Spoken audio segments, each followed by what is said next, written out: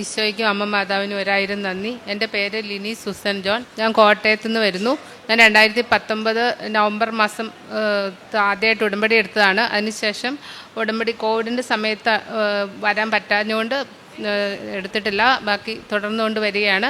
എനിക്ക് ഉടമ്പടി വഴി അനേകം അനുഗ്രഹങ്ങൾ ലഭിച്ചിട്ടുണ്ട്.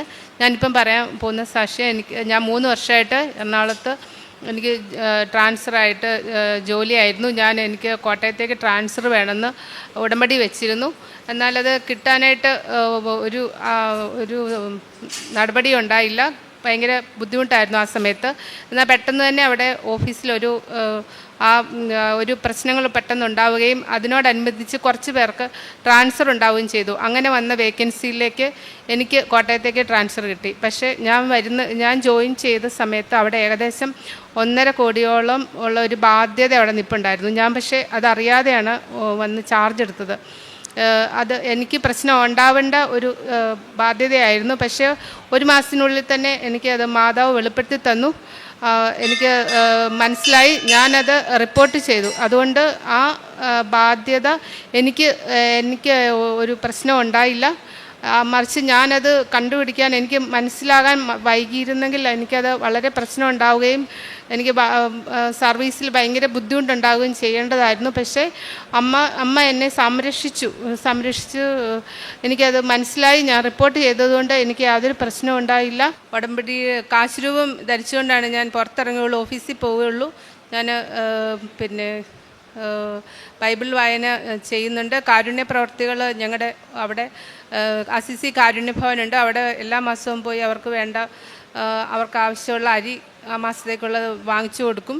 പിള്ളേരെ മക്കൾ പോകുമ്പോൾ അവരെയും കൊണ്ടുപോയി അത് അവർക്കുള്ള വിഹിതത്തിൽ നിന്ന് കൊടുക്കാൻ ചെയ്യും. പത്രം കൊടുക്കുമ്പോൾ എൻ്റെ മക്കൾക്കൊക്കെ അഡ്മിഷൻ കിട്ടിയത് ഞാൻ ഉടമ്പടി എടുത്തിട്ടാണ്. അപ്പോൾ അങ്ങനെ എനിക്ക് കിട്ടിയ അനുഗ്രഹങ്ങൾ പറഞ്ഞിട്ട് ഞാൻ പത്രം കൊടുക്കും. അങ്ങനെ അവർക്കും അനുഗ്രഹം ഉണ്ടാവട്ടെ എന്ന് വിചാരിച്ചിട്ട് കൊടുക്കും. പിന്നെ ഞാൻ ഓഫീസിൽ എനിക്ക് ക്രിസ്ത്യാനികളല്ലാത്തവർക്ക് വരികയാണെങ്കിൽ അവരോട് പറഞ്ഞിട്ട് ഞാൻ ബൈബിളൊക്കെ വാങ്ങിച്ചു കൊടുക്കാറുണ്ട്. പിന്നെ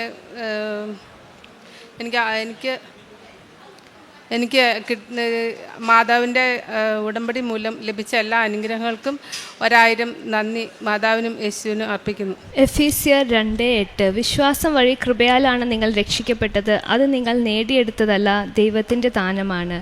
ലിനി സുസൻ ഇപ്പം നമ്മളോട് സാക്ഷ്യപ്പെടുത്തിയത് എറണാകുളത്ത് ജോലി ചെയ്തുകൊണ്ടിരിക്കുമായിരുന്നു. ആ ജോലിക്കൊരു ട്രാൻസ്ഫർ കോട്ടയത്തേക്ക് ആഗ്രഹിച്ച് അതുപോലെ തന്നെ ഉടമ്പടി നിയോഗം വെച്ച് പ്രാർത്ഥിക്കുകയും ട്രാൻസ്ഫർ ലഭിക്കുകയും ചെയ്തു. പക്ഷേ ആ വർക്ക് പ്ലേസിലേക്ക് ഒരു 1.5 കോടിൻ്റെ ഒരു ഇഷ്യൂ ഉണ്ടായി.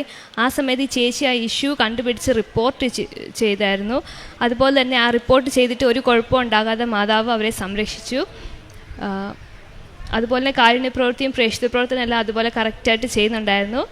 പരിശുദ്ധ അമ്മയ്ക്കും നമുക്ക് ഈശോയ്ക്കും കൈയടിച്ച് നന്ദി പറയാം. അത്യപൂർവ ദൈവാനുഭവങ്ങൾ ഇനി നിങ്ങൾക്കും സ്വന്തം.